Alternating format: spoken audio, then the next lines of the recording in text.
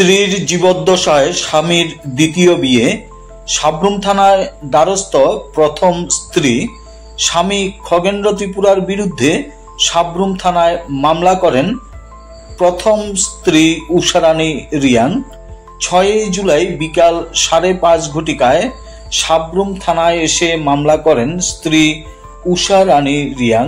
জানা যায়, ধলাই জেলার গঙ্গানগর বাজার সংলগ্ন এলাকার উষারানী রিয়াংকে 7 বছর আগে প্রেমের সম্পর্কে আবদ্ধ হয়ে সাব্রুমের পূর্ব সাব্রুম এডিসি ভিলেজ এলাকার বাসিন্দা খগেন্দ্র ত্রিপুরা বিয়ে করেন।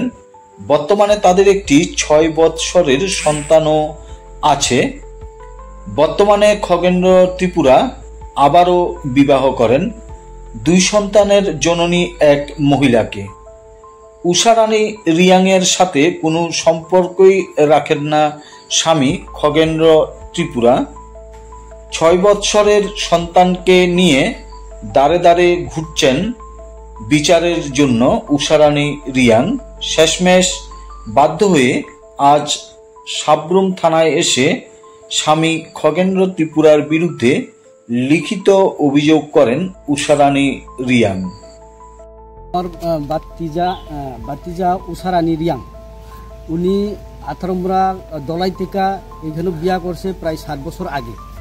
তারপর তার স্বামী আরেকজন মেয়েকে বিয়া করবো সেটা বাগিয়া নিয়ে গেছে। গত জানুয়ারি থেকে আজকে পর্যন্ত ওরা আসছে বাড়িতে আইয়া তারা বিচার চাইছে। আমরা সামাজিক বিচার চাইছিলাম, ওই যে পঞ্চায়েত বডি সহল নিয়ে। তারপরেও তারা বিচার মানেনি, বিচারে আসে নাই তারা। তার জন্য তাদেরকে কমপ্লেন দিতে পিএসি আইসি আমরা। আজকে আপনারা কোথায় আছেন? সাব্রুম থানায়? সাব্রুম থানাতে আইসি। তো থানাতে কি কমপ্লেন করছেন স্বামীর নামে? স্বামীর নামে। আর তাইনের তা ছেলে একজন আছে, ছেলের 6 বছর বয়স। তখন তারা কইতেছে, তারা দাবি করতেছে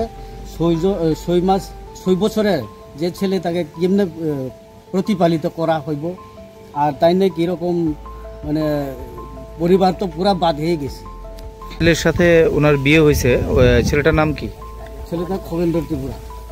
আর বাড়ি কোন জায়গায় ওর? বাড়ি পূর্ব সাব্রুম।